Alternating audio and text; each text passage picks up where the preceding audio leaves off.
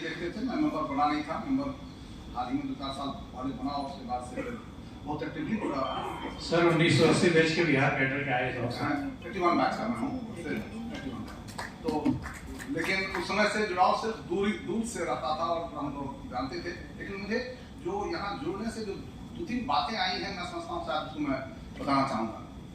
पहली बात तो ये कि शायद ये एक मात्र ऑर्गेनाइजेशन है जिसको इतना बड़ा मेंबरशिप बेस है। कोई भी नेशनल ऑर्गेनाइजेशन इस तरह के डेमोक्रेटिक सिस्टम से नहीं चलता है। ये एक बहुत बड़ी बात है जिसको हम लोग को समझना चाहिए। इसको ये हमारे ऊपर एक बड़ी रिस्पॉन्सिबिलिटी भी है कि इतने बड़े ग्रुप के साथ हम एक आदर्श प्रस्तुत कर सकें, एक डेमोक्रेटिक इंस्टीट्यूशन का आदर्श प्रस्तुत कर सकें। और सभी लोग इसमें जिस तरह के लोग हैं, मैं समझता हूँ समाज को कि सभी वर्गों को रिप्रेजेंट करते हैं और एक बहुत ही प्रबुद्ध वर्ग जो है समाज का, उसको हम लोग प्रतिनिधित्व कर रहे हैं। तो हमारे लिए एक बहुत बड़ी रिस्पॉन्सिबिलिटी है कि हम लोग एक ऐसा इंस्टीट्यूशन का बिल्डअप प्रस्तुत करें जिसको कि लोग और फॉलो कर सकें, क्योंकि और किसी गवर्नमेंट इंस्टीट्यूशन में ये बेस नहीं अलाउ किया जाता है। तो दूसरी बात मुझे बहुत अच्छी लगी, जिसको साथ इम्यूलेट करने की जरूरत है सभी जगह पर, वो ये कि यहाँ पर आपने बहुत बड़ा काम किया है। इंटरनल रिसोर्सेज का बेस इतना बड़ा बना दिया है।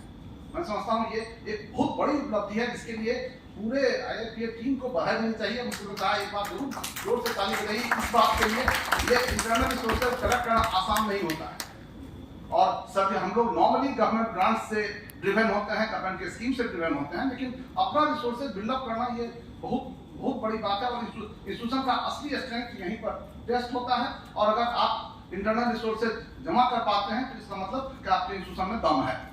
तो ये बात मैं समझता हूँ बहुत ही अच्छी हो रही है, जिसको हमें सपोर्ट करना चाहिए। तीसरी बात मुझे लगी जो आज जो हमारे प्रेसिडेंट साहब ने कहा कि अभी हम लोगों को ये करना चाहिए, मतलब हम लोग को डिस्ट्रिक्ट को इवैल्यूएट करना चाहिए। मैं 2 बातें उसमें कहना चाहूँगा। पहली बात तो ये, एक ड्राइव चलाने की हमें जरूरत है कि हम लोग बेस्ट प्रैक्टिसेस को कैप्चर करें।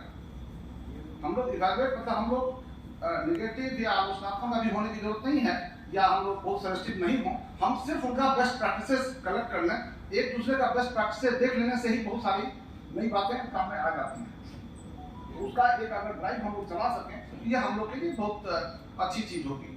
तो मैं देखता हूँ कि IFPA का प्रेजेंस स्टेट्स में बढ़ गया है। स्टेट्स में लोग अब रिकॉग्नाइज करने लगे हैं कि IFPA भी, देखिए और सब जगह हम BSNA भी है या और भी इंस्टीट्यूशंस हैं, वो अपने इंस्टीट्यूशन के परिधि के भीतर ज़्यादा काम करते हैं। बहुत कम BSNA थोड़ा सा ओपन आउट कर रहा है, लेकिन जिस तरह से IFPA ने ओपन आउट किया है वह निश्चित रूप से रिमार्केबल है और स्टेट में इसका रिकॉग्निशन बढ़ा है। मैं समझता हूँ कि जिस तरह से हम लोग काम कर रहे हैं धीरे धीरे और भी बढ़ेगा। लेकिन मैं आप सबों से विनम्र भाव से यह अनुरोध करूंगा कि हम लोग इस रिस्पॉन्सिबिलिटी को ध्यान में रखते हुए कि हमें एक आदर्श संस्था बनानी है, हम सभी लोग मिल करके काम करें, ताकि किस प्रकार से और ब्रांचेस के साथ एक और भी बात बता दूं, शायद और जगह इस तरह का रीजनल ब्रांचेस है भी नहीं। यहाँ पर रीजनल ब्रांचेस की कल्पना भी है और लोकल ब्रांचेस की भी कल्पना है।